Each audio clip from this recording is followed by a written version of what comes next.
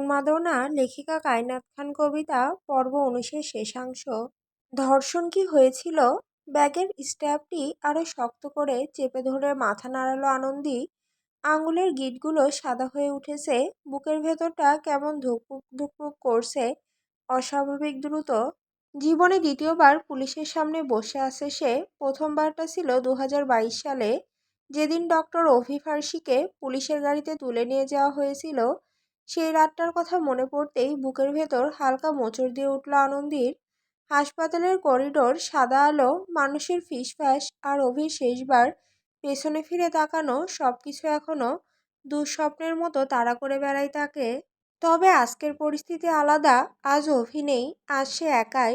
Sub inspector Akbar Ali একবার ফোনের স্ক্রিনের দিকে তাকাচ্ছে, তো আরেকবার আনন্দীর দিকে। চোখ দুটো কেমন অনুসন্ধানী, যেন আনন্দীর নীরব মুখের আড়াল থেকে সত্যিটা টেনে বের করে আনতে চাইছে। আর আনন্দী, সে প্রায় জড়বস্তুর মতো চুপসে বসে আছে। ঠোঁট শুকিয়ে গেছে, গলার কাছে কাটার মতো কিছু আটকে আছে। ভেতরে যে কি ভয়ঙ্কর তোলপাড় চলছে সেটা শুধু সেই জানে। বাইরে থেকে তাকে শান্ত দেখালেও ভেতরে ভেতরে সে ভেঙে পড়েছে প্রতি সেকেন্ডে। থানার ছোট্ট রুমটায় অদ্ভুত এক গোমট গন্ধ, পুরোনো ফাইল, সিগারেট আর ধুলোর মিশ্রিত গন্ধে দম বন্ধ লাগছে আনন্দীর। মাথার উপর ধীরে ঘুরতে থাকা ফ্যানটাও যেন পরিস্থিতির ভার কমাতে পারছে না। হঠাৎ টেবিলের ওপর রাখা ফোনটা সামনে এগিয়ে দিয়ে গম্ভীর কণ্ঠে আকবর আলী বলল, ফোনে তেমন কোনো টেক্সট বা ভয়েস কিছুই তো নেই ম্যাডাম। সাব ইন্সপেক্টরের কথা শুনে আপনা আপনি চোখ বড় হয়ে যায় আনন্দীর। মুহূর্তেই মুখের রং ফ্যাকাশে হয়ে আসে তার। কপালে বেয়ে ছোট ছোট ঘামের বিন্দু গড়িয়ে পড়তে থাকে। বুকের ভেতরটা এমন জোরে কাঁপছে যেন পাশের মানুষটাও শব্দ শুনতে পাবে। ঠিক তখনই সাব ইন্সপেক্টর আকবর আলী ধীরে ফোনটা ঘুরিয়ে আনন্দীর দিকে এগিয়ে ধরলেন। দেখেন তো ভালো করে। আপা হাতে ফোনের স্ক্রিনের দিকে তাকাতেই থমকে গেল আনন্দী। কোনো টেক্সট নেই, একটাও না। পুরো কনভারসেশন ফাঁকা, যেন কখনো কোনো চ্যাটই ছিল না সেখানে। আনন্দীর নিঃশ্বাস আটকে আসে। সে অবিশ্বাস্য চোখে স্ক্রিনের দিকে তাকিয়ে থাকে কয়েক সেকেন্ড, তারপর ধীরে ধীরে মাথা তুলে তাকায় আকবর আলীর দিকে। চোখে মুখে স্পষ্ট আতঙ্ক, কারণ সে নিশ্চিত, একদম নিশ্চিত, থানায় আসার সময় সব মেসেজ ছিল, প্রতিটা টেক্সট, ভয়েস নোট, এমনকি শেষ হুমকিটাও। তাহলে হঠাৎ সব গেল কোথায়? গলা শুকিয়ে কাঠ হয়ে যায় আনন্দীর। ঠোঁট নড়লেও প্রথমে কোনো শব্দ বের হয় না। কয়েক সেকেন্ড পর সাব ইন্সপেক্টর বলল, দেখুন ম্যাডাম, এখন আধুনিক যুগ, নারী অধিকার বেশি, তাই যে যখন পারছে মামলা দিয়ে দিচ্ছে। প্রেমিক চলে গেলে ধর্ষণের মামলা, বিয়ে করছে ধর্ষণের মামলা। কেমন যেন পানি ভাত হয়ে গেছে এই বিষয়গুলো। ইন্সপেক্টরের কথাগুলো শুনে আনন্দী নিজের কাছে নিজেকে কেমন নোংরা একটা মেয়েলোক মনে হতে লাগলো। বুকের ভেতর জমে থাকা অপমান ধীরে ধীরে বিষের মতো ছড়িয়ে পড়ছে পুরো শরীরে। নিজের সম্মান নিয়ে কেউ মিথ্যে বলে, কোনো মেয়ে ইচ্ছে করে থানায় এসে নিজের চরিত্র নিয়ে প্রশ্ন ওঠায়, তাহলে কেন তার কথা কেউ বিশ্বাস করছে না? নারী অধিকারের কথা চারিদিকে এত বলা হয়, টিভিতে, সোশ্যাল মিডিয়ায়, সভা সেমিনারে, অথচ কিছুদিন পরপরই ভয়ঙ্কর সব খবর আসে। কারো অভিযোগ চাপা পড়ে যায়, কেউ বিচার পায় না, কেউ আবার প্রমাণের অভাবে উল্টো দোষী হয়ে দাঁড়ায়। আনন্দের মনে হলো এই রুমের ভেতরে বসে সে যেন ধীরে ধীরে শ্বাসরুদ্ধ হয়ে মারা যাচ্ছে। সে কিছু বলতে যাবে, ঠিক তখনই পাশের চেয়ারটা টেনে কেউ বসে পড়ে। কর্কশ শব্দে চেয়ার ঘষা খেতেই পাশ ফিরে তাকায় আনন্দী, আর তাকিয়ে পিলে চমকে ওঠে অভি। মুহূর্তে হাত পা ঠান্ডা হয়ে আসে আনন্দীর, চোখ বড় বড় হয়ে যায়। সে এখানে কি করছে? কিন্তু তার চেয়েও ভয়ঙ্কর ছিল পরের মুহূর্তটা, কারণ কিছু সেকেন্ড পরই ইন্সপেক্টর আর অভির কথোপকথন কানে আসতে শুরু করে। আর প্রতিটা শব্দ যেন ধারালো ছুরির মতো এসে বিঁধতে থাকে আনন্দীর বুকে। ইন্সপেক্টর ঠোঁটের কোণে চাপা হাসি টেনে বলল, চাঁদ ভাই, এসব প্রাইভেট ম্যাটার ঘরে সলভ করাই ভালো। হাজার হইলেও কৃষ্ণদাসের মতো লোক আপনার পাতানো বাবা, একটা সম্মান তো আছে নাকি? কথাটা শুনে আনন্দীর বুকের ভেতর ধপ করে ওঠে। চাঁদ ভাই? তাহলে তারা আগে থেকেই পরিচিত? ইন্সপেক্টরের সাথে তাল মিলিয়ে শান্ত নির্লিপ্ত কণ্ঠে অভি বলল, এসব বাইরের আবর্জনা বিছানা অবধি সীমাবদ্ধ থাকে, ঘরে কাম নাই। শব্দগুলো শুনে মনে হলো কেউ যেন আনন্দীর আত্মসম্মান মাটিতে ফেলে পিষে দিচ্ছে। বাইরের আবর্জনা, এই একটা শব্দই যথেষ্ট ছিল তাকে ভেতর থেকে শেষ করে দেওয়ার জন্য। ফুপিয়ে কেঁদে ওঠে আনন্দী, চোখ ঝাপসা হয়ে আসে।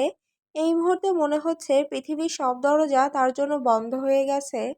টাকার কাছে আইন বিক্রি হয়ে গেলে সেখানে আর কি বলার থাকে। কাপা হাতে ব্যাগটা কাঁধে তুলে নেয় সে। একবারও অভির দিকে তাকায় না, তাকানোর সাহসও হয় না। পরের মুহূর্তেই প্রায় দৌড়ে থানা থেকে বেরিয়ে পড়ে আনন্দী। পেছন থেকে কেউ ডাকছে কিনা সেটা শোনার মতো অবস্থাতেও নেই সে। বাইরে বের হতেই রাতের ঠান্ডা বাতাস মুখে লাগে, কিন্তু তাতেও বুকের আগুন কমে না।